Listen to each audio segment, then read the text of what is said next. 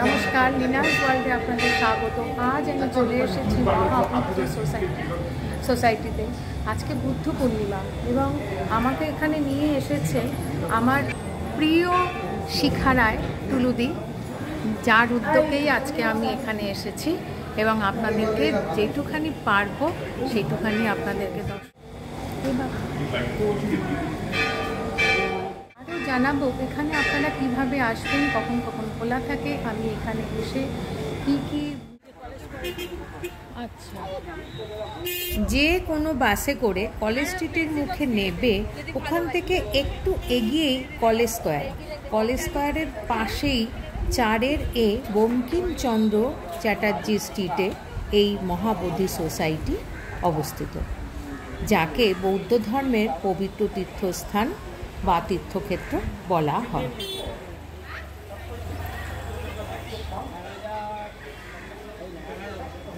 এই যে পিঙ্ক কালারের বিল্ডিংটাই মহাবোধি সোসাইটি।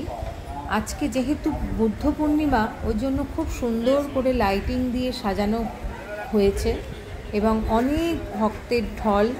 চলুন আমিও ভেতরে ঢুকি এবং আপনাদেরকে দেখাই কি কি দেখতে পাচ্ছি, কি আছে সব।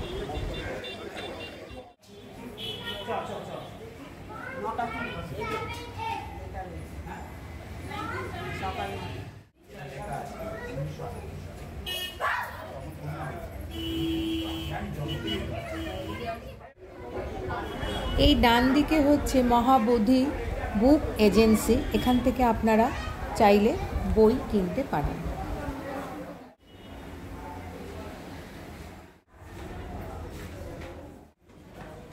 এই বিল্ডিংয়ের 3 তলায় হচ্ছে মন্দিরটা এবং এটা সকাল 6টা থেকে রাত্রির 8টা পর্যন্ত সবার জন্য খোলা থাকে।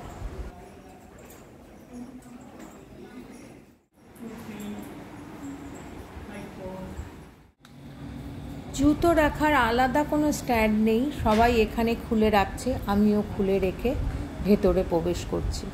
চলুন, এটা হচ্ছে এদের অফিস, দেখতে পাচ্ছেন।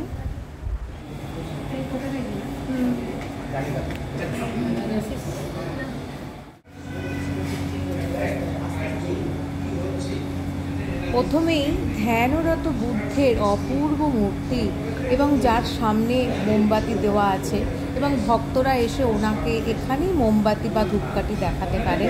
এবারে চলুন ভেতরে প্রবেশ করি। কি অপূর্বভাবে সাজানো আছে দেখছেন, খুব সুন্দর লাগছে। চলুন ভেতরে প্রবেশ করি।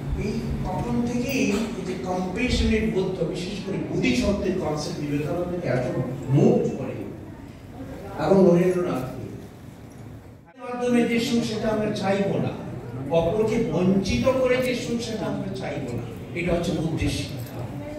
অপরকে সুখী করার মাধ্যমে যে সুখ সেটা আমি চাই।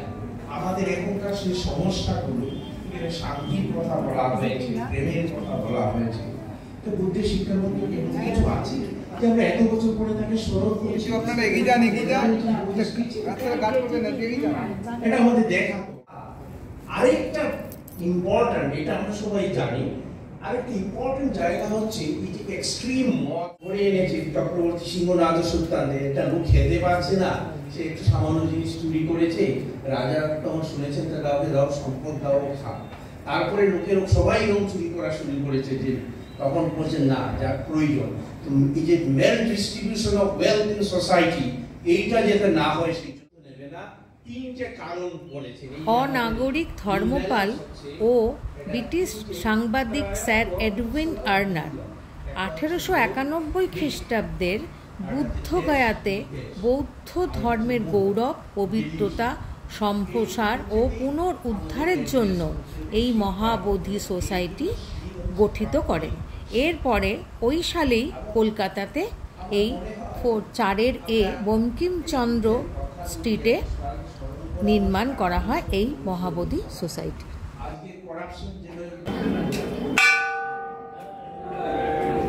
আমাদের শিক্ষকরা প্রথম পড়ান ক্লাসে, তারপর পরীক্ষা নেয়।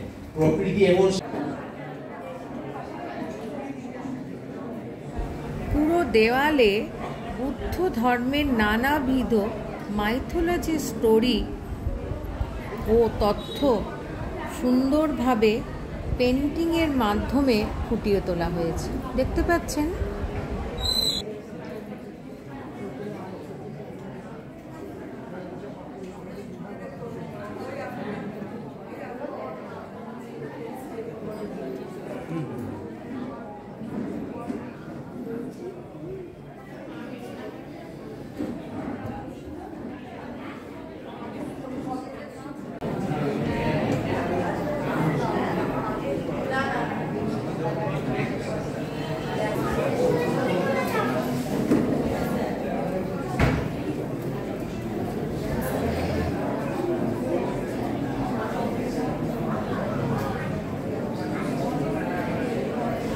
প্রত্যেক দিন সন্ধ্যে 6টায় মেডিটেশন বা প্রেয়ার এখানে আরম্ভ হয়। আপনারা উপস্থিত থাকতে পারেন। সকলে বসুন, সবাই সমস্ত পাবেন। ভক্তদের মিষ্টি বিতরণ করা হচ্ছে। দেখতে পাচ্ছেন উঁচু বেদির ওপর বিভিন্ন আকারের ধ্যানরত বুদ্ধের মূর্তি রয়েছে এবং তার সামনে ভক্তদের আনা সমস্ত ফল এবং অন্যান্য সামগ্রী দেওয়া রয়েছে এবং তার সামনে মোমবাতি জ্বালানো রয়েছে। দেখতে পাচ্ছেন খুব সুন্দর লাগছে পরিবেশ এবং সব কিছু। কবিগুরু রবীন্দ্রনাথ ঠাকুর বুদ্ধদেব সম্বন্ধে বলেছিলেন যে তিনি পৃথিবীর শ্রেষ্ঠ মানব। তার ধর্ম ও তার বাণী ও তার জীবন কাহিনী অনুধাবন করলে এই সত্যের উপনীত হওয়া সম্ভব। সমস্ত ভক্তদেরকে হাতে পরার জন্য লাল ধাগা দেওয়া হচ্ছে। এই মহাবোধি সোসাইটিতে রয়েছে Dharmapala institute of culture and international guest house. 6 নভেম্বর 1978 শ্রীলঙ্কার প্রেসিডেন্ট JR জয়াবর্ধনে এটা উদ্বোধন করেন। সারা বিশ্ব থেকে সমস্ত বৌদ্ধ ভক্তরা এখানে দর্শন করতে আসেন।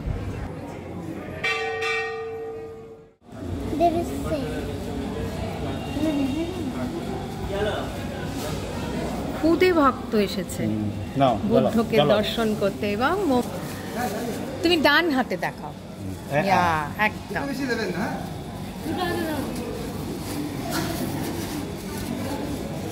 দেখতে পাচ্ছেন এখানে সবাই এখানেই এসে মোমবাতি এবং ধূপকাঠি দেখাচ্ছে এবং আমিও দুটো ধূপকাঠি ওনাকে দিলাম। খুব শান্তি লাগলো। নামটা বলো, জোরে জোরে বল। হ্যাঁ বলো। মহাবোধি সোসাইটি। কোন ক্লাসে পড়ো? কোন ক্লাস? জুনিয়র। আচ্ছা, তোমার নামটাই তো জানা হলো না। নামটা বলো। আমার যাত্রা এই অবধি। আপনাদের ভিডিওটি কেমন লাগলো অতি অবশ্যই জানাবেন, লাইক, শেয়ার এবং কমেন্ট করে। Thanks for your time.